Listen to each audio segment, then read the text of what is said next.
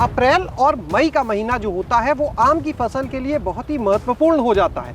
अगर इस दौरान अपनी फसल पर किसान ध्यान ना दें तो इससे उन्हें नुकसान भी हो सकता है, और अगर ध्यान ठीक से दिया जाए तो उत्पादन बढ़ सकता है।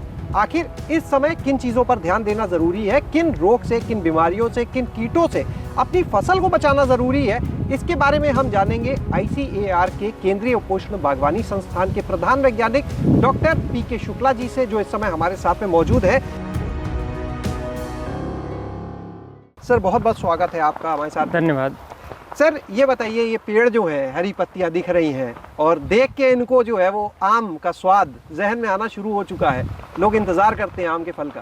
तो ये बताएं, लेकिन सर ये जो अप्रैल और मई का जो महीना है कितना महत्वपूर्ण हो जाता है इस फसल को सुरक्षित रखने के लिहाज से और बेहतर उत्पादन लेने के लिहाज से, अगर हम देखें? देखिए, वैसे तो साल भर आम का पेड़ बाग में रहता है, वो कहीं जा नहीं सकता, लेकिन आम के उत्पादन के हिसाब से ये 15 मार्च जैसे ही तापक्रम थोड़ा बढ़ना शुरू करता है उस समय से लेके और जब तक फल हम तोड़ के अपने घर ले आते हैं या बाज़ार पहुंचाते हैं, उस समय के बीच का समय बहुत महत्वपूर्ण होता है। और उसमें भी ये 3-4 महीने के टाइम में सबसे महत्वपूर्ण यही समय है कि 15 मार्च से लेके 15 अप्रैल, क्योंकि इस समय सारे रोग और कीट बहुत तेज़ी से सक्रिय होते हैं। फूल खिला होता है और फूल के बाद नन्हे नन्हे फल बनते हैं जो कि बहुत मुलायम होते हैं, और इन मुलायम का रस चूसने के लिए या उन पे उगने के लिए फफूंदी और कीड़े मकोड़े सब सक्रिय हो जाते हैं। और अगर किसान सही समय पे उनकी पहचान न कर पाए, उसके बारे में पता न लगा पाए और उसका उपचार न कर पाए तो गंभीर क्षति होने की संभावना बनी रहती है। आज की तारीख में अगर हम देखें तो जो बौर है वो लगभग समाप्ति पर है। फल हमारा लगभग बन चुका है, कहीं सरसों के आकार का है, कहीं मटर के आकार का है, कहीं मसूर के आकार का है और कहीं उससे भी थोड़ा बड़ा हो चुका है। और ज़्यादातर किसानों से यही पता चल रहा है कि उनके यहाँ कोई कीड़ा बीमारी इस समय कोई समस्या नहीं है। लेकिन बाग में हम लोग भी चलते हुए जब निकलते हैं, दूर से देखते हैं तो लगता है सभी कुछ ठीक है, लेकिन जब हम अच्छी तरह से उसको देखते हैं और उसके पहचानने के तरीके से उसको पहचानते हैं तो पता चलता है कि आज वो समय आ गया है कि टेम्परेचर 35 से 38-39 डिग्री सेंटीग्रेड पहुंच चुका है लखनऊ के आसपास, और उसके साथ भुनगा, रूसी कीट और सभी तरह के कीट सक्रिय हो चुके हैं। खर्रा रोग का प्रकोप बौर के समय उतना ज़्यादा नहीं था जितना कि ये टेम्परेचर बढ़ने के बाद ये तेज़ी से बढ़ा, और उसके बाद अब जो नन्हे नन्हे फल बन रहे हैं उनके डंठल पे सफ़ेदी आ रही है, उसमें मतलब खर्रा का संक्रमण हो रहा है और उससे वो डंठल सूख जा रहा है और फल गिर जा रहे हैं।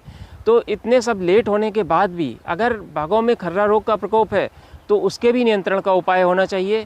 तो इस समय हमारे जो शत्रु कीट हैं वो तेज़ी से सक्रिय हैं। उसके अलावा कुछ सुंडियाँ भी पैदा हो रही हैं जो फलों को खाती हैं, तो इन सुंडियों से भी सावधान रहें। ख़ास तौर से सुंडियों का रंग भी या तो आम के तने के रंग का होता है या हरे रंग का होता है, तो उनको दूर से देख के पहचानना भी मुश्किल होता है। सेमी लूपर कहते हैं इन कीड़ों को, और वो इस समय सक्रिय हो चुके हैं। सर, एक चीज़ जानना चाहेंगे, आपने कई कीटों के बारे में बताया, ये जो कीट हैं उत्पादन को प्रभावित करते होंगे आम के?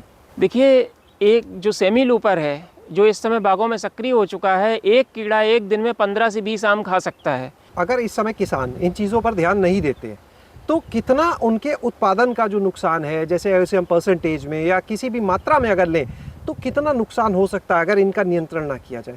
भाई देखिए, प्रकृति ने बहुत ही बड़ा संतुलन बना रखा है, किसी चीज़ को कोई ख़त्म नहीं कर सकता। जैसे किसान कीड़ों को ख़त्म करना चाहता है लेकिन नहीं कर पाता है, कीड़े फसल को पूरा ख़त्म करना चाहते हैं लेकिन नहीं कर पाते हैं।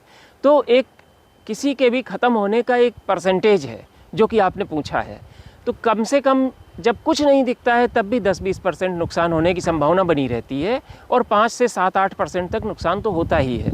लेकिन जब जिस तरह से इस समय हम रूसी और भुनगा को दोनों को देख रहे हैं, उस स्थिति में अगर इस तरह से एक बौर पे 10 से 15 भुनगा दिखाई दे रहा है और 20 से 25 रूसी दिखाई दे रही हैं, इसमें तो 100% नुकसान भी हो सकता है अगर नियंत्रण न किया गया। बचे कैसे किसान, अब करे क्या?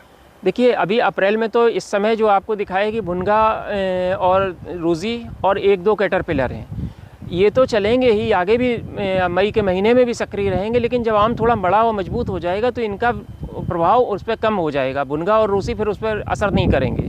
फिर रहेंगे कैटरपिलर। कई तरह के कैटरपिलर होते हैं। अभी सेमी लूपर है, सेमी लूपर के बाद आ जाएगा डुडुआ बोरर एक होता है, एक फ्रूट बोरर होता है, और कई तरह के और जो डंठल काटने वाले सूढ़ी हैं। तो 3-4 तरह की सूढ़ी पैदा होंगी जो कि बहुत आम को नुकसान पहुंचाती हैं। तो इसके लिए लगातार देखना है और जो कीट सक्रिय हैं उनके अनुसार जो सबसे अच्छा कीटनाशक हो सकता है उसका प्रयोग करना है। सावधानी ये रखनी है कि तेज़ धूप से कीटनाशकों का प्रभाव कम होता है, क्योंकि वो कुछ इवापरेट भी कर जाते हैं, उड़ भी जाते हैं।